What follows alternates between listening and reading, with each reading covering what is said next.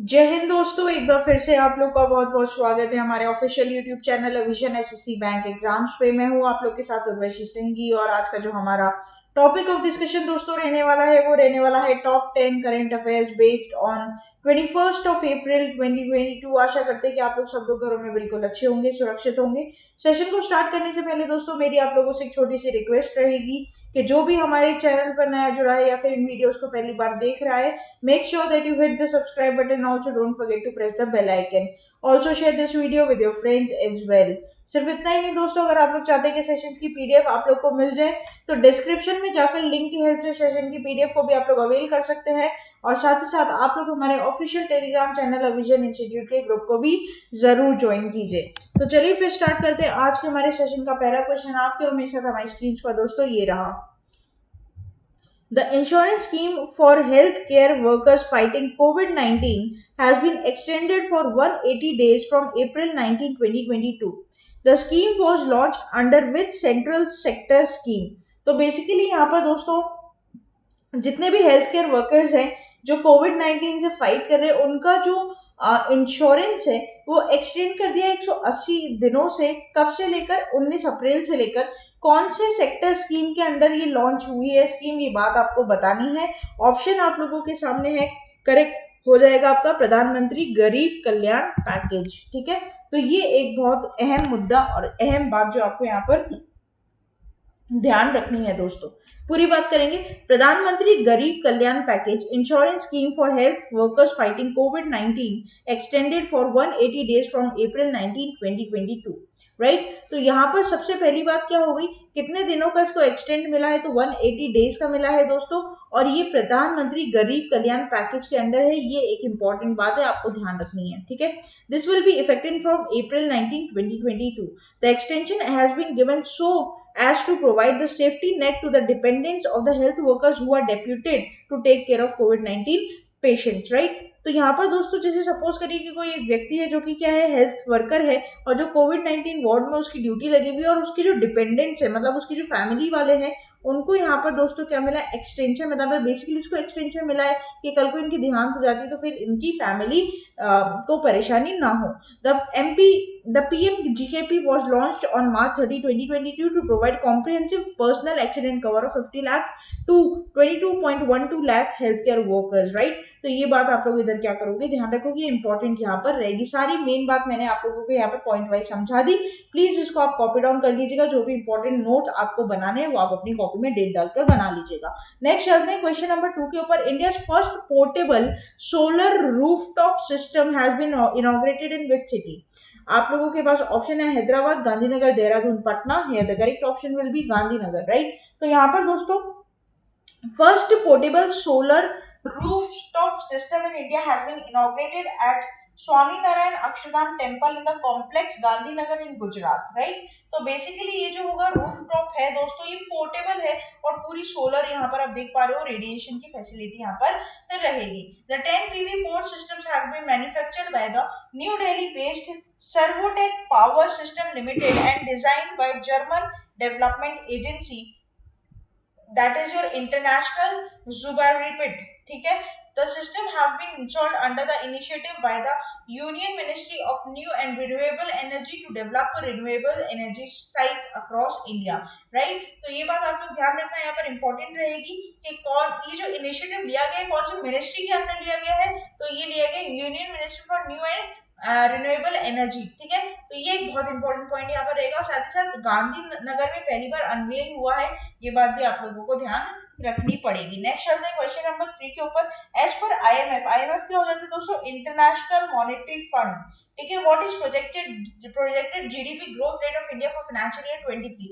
Last session में world bank की बात करी थी कि वहां पर आईबीआरडी जो है उसने भी क्या किया था, प्रोजेक्ट किया था ग्रोथ रेट। और अब यहाँ पर इनका ट्विंस ब्रेटन वुड ट्विंस में और कौन आता है, आईएमएफ।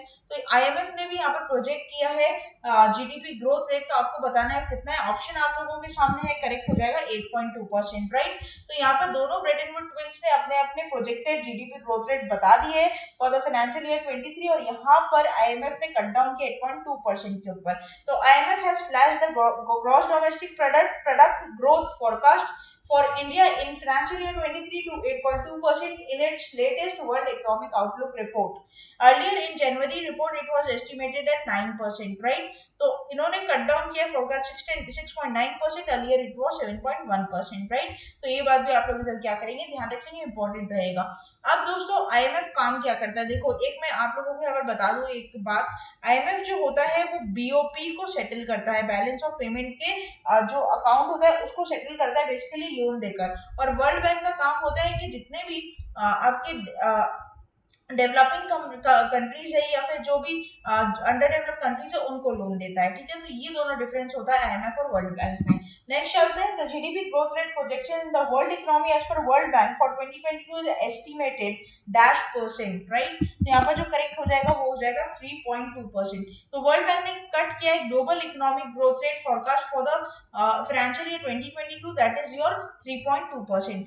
अभी जो डाउनवर्ड रिविजन हुआ है ड्यू टू इम्पैक्ट ऑफ एक ही है दोस्तों, जो वॉर अभी चल रहा है आपका यूक्रेन और रशिया के बीच में, इसकी वजह से वर्ल्ड इकोनॉमी पे बहुत फर्क पड़ा है। इवन रशिया में भी दोस्तों जल्दी आपके साथ एक वीडियो हम लेकर आएंगे कि वहां पर जितने भी सामान है उसके नाम डबल हो चुके हैं, मतलब 210% से वहां पर इन्फ्लेशन चल रहा है, समझ पा रहे हो? अगर आटा 50 रुपए किलो तो 500 रुपए किलो बिक रहा है, तो इतना ज्यादा यहाँ पर देखने को मिल रहा है। तो पूरी बात यहाँ पर हम नेक्स्ट वीडियो जब लेकर आएंगे तो उसकी लिंक आपको पीडीएफ पे जरूर मिल जाएगी और आपको पता चल जाएगा, सारी डिटेल वहां पर उस वीडियो में हम डिस्कस करेंगे। नेक्स्ट चलते हैं क्वेश्चन नंबर 5 के ऊपर, centre has reconstituted the expert committee to monitor the compensatory afforestation for the Delhi Dehradun Economic Corridor Expressway project. Who is the head of the renewed committee, right? तो यहाँ पर आप लोगों को बताना है करेक्ट ऑप्शन क्या हो जाएगा, वो हो जाएगा डायरेक्टर जनरल ऑफ फॉरेस्ट मोफेक, ठीक है? तो यहाँ पर पूरी बात करेंगे, the supreme court has reconstituted the expert committee to monitor the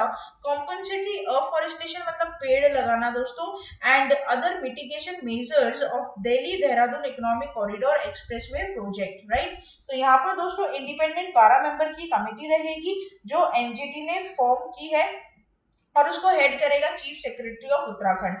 the director general forest and ministry of environment forest and climate change will be chairperson by the reconstituted committee. Chandra Prakash Goyal is currently appointed as a director general of forest and special secretary to government of India, ministry of environment forest and climate change, right? तो ये बात भी आप लोग ध्यान रखोगे। Point number 4 आप लोगों के लिए इंपॉर्टेंट पॉइंट यहाँ पर रहेगा दोस्तों।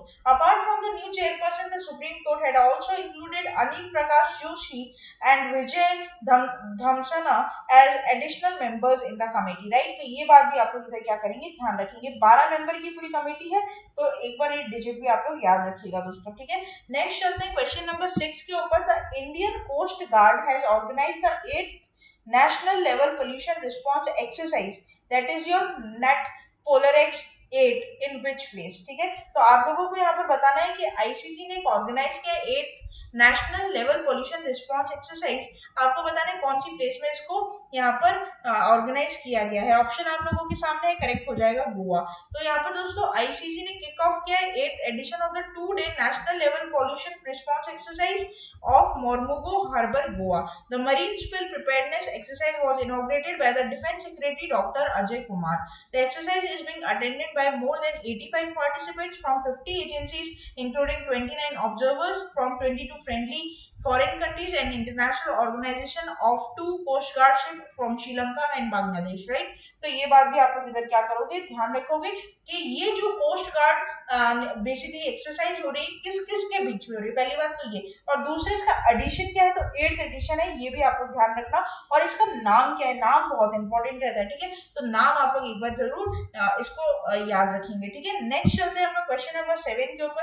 इन April 2022 Indian Air Force used which of its aircraft to successfully undertake live test firing of BrahMos supersonic missile, ठीक है? ऑप्शन आप लोग के सामने करेक्ट हो जाएगा Su-30 MKY, ठीक है? तो यहाँ पर इंडियन एयरफोर्स ने कैरी आउट किया था लाइव टेस्टिंग। क्या लाइव टेस्टिंग इसलिए कैरी करते ताकि पता चले कि जो मिसाइल बनी है वो एक्चुअल में वर्क कर रही है कि नहीं। तो यहाँ पर जो सुखोई जेट फाइटर था जिसका नाम था Su-30 MK1, उन्होंने यहाँ पर सीबोर्ड किया था इस ब्राह्मोस सुपरसोनिक मिसाइल को टेस्ट फायर करने के लिए, जो कि एक सक्सेसफुल टेस्ट फायर था दोस्तों, ठीक है। The missile hit the target and accuracy and precision, right. तो ये बात भी आप लोग इधर क्या करोगे, ध्यान रखोगे। नेक्स्ट चलते हैं क्वेश्चन नंबर 8 के ऊपर। Who is the author of the book the boy who wrote a constitution, right. Options are there on your screen, correct will be Rajesh Talwar. तो दोस्तों यहाँ पे राजेश तलवार ने पेन डाउन किया the boy who wrote a constitution, right.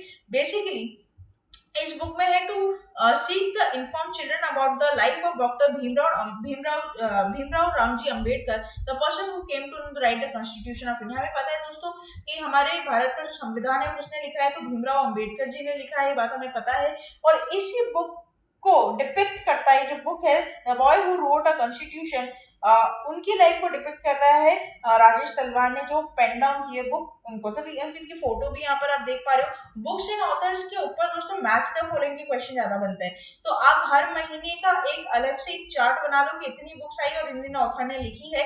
और अगर आप चाहते हो कि मैं उसे प्रोवाइड करूँ तो आप टेलीग्राम में मुझे मैसेज कर सकते हो, मेरी ऑफिशियल ईमेल आईडी पर भी आप मुझे मैसेज कर सकते हो। नेक्स्ट चलते हैं, which day is observed as an UN Chinese language day annually, right? Options are there on your screen, correct will be 20th of April. So UN Chinese Language Day is observed on April 20 annually. UN Department of Public Information established the day in 2010 to celebrate multilingualism and cultural diversity as to promote equal use of all six of its official working languages throughout the organization, right? यहाँ पर सबसे अच्छी बात क्या है कि कोई theme नहीं है, तो थीम आपको याद नहीं करनी है। तो यूएन चाइनीज लैंग्वेज डे कब सेलिब्रेट किया था, 20 अप्रैल को, ये बात आप ध्यान रखेंगे। नेक्स्ट चलते हैं क्वेश्चन नंबर 10, जो कि आज के हमारे सेशन का लास्ट क्वेश्चन रहेगा दोस्तों हम आप लोगों के साथ। The WPI based inflation in India in the month of March rose to.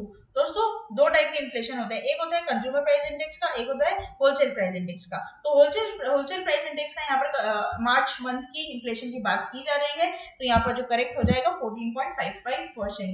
The WPI based inflation in India in the month of March rose to 14.55% due to increase in power prices and rising in edible oil prices, right. तो ये बात आप लोग ध्यान रखना। अब ये जो पूरा डिसरप्शन हुआ है सप्लाई चेन में, ये किसकी वजह से हुआ है, यूक्रेन और रशिया की कॉन्फ्लिक्ट की वजह से, जिससे आपको पता है क्रूड पेट्रोलियम कितना महंगा हो गया, नेचुरल गैसेस महंगी हो रही है, प्राइस ऑफ मिनरल ऑयल्स महंगे हो रहा है, जिसकी वजह से ये सारी चीजें यहाँ पर बढ़ी, क्योंकि दे ऑल आर कनेक्टेड, ठीक है। ये कोर इन्फ्लेशन है जिसकी वजह से क्या हो रहा है दोस्तों, दूसरे सेक्टर्स भी इफेक्ट हो रहे हैं, ठीक है। मैंने आप लोग को पढ़ाया भी है, आप लोग ध्यान रखोगे। कोई दिक्कत आती है मुझे कमेंट बॉक्स में लिखकर बताओ, या फिर मुझे आप लोग मेरी ईमेल आईडी पर जरूर क्वेश्चन पूछ सकते हैं, वहां पर आपको रिप्लाई मिल जाएंगे। तो ये था हमारा पूरा टॉप 10 करंट अफेयर्स का सेशन। आशा करते हैं कि सेशन आप लोग को अच्छा लगा होगा। अच्छा लगा है तो दोस्तों लाइक करना मत भूलिएगा, चैनल को तुरंत ही सब्सक्राइब कर लीजिए, साथ ही साथ बेल आइकन को जरूर प्रेस कर दीजिएगा, ताकि जब भी कोई नई वीडियो में डालूं सबसे पहले नोटिफिकेशन आप लोग के पास आ जाए। तब तक के लिए आप लोग बने रहिए हमारे साथ। Thank you so much and have a nice day.